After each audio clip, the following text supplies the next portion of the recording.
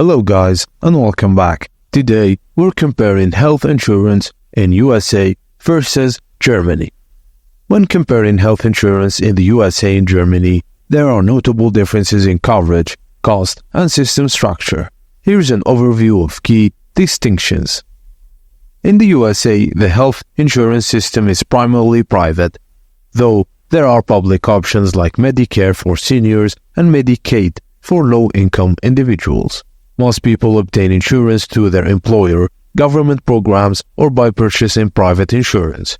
The system is decentralized with various providers and options available, which can lead to disparities in access and affordability. Although in Germany, it has a universal healthcare system called the Statutory Health Insurance or SHI system, where nearly all residents are required to have health insurance. The system is primarily public, but individuals can also choose private health insurance if they meet certain income thresholds. Healthcare is provided through a network of non-profit health funds, like sickness funds and private insurers.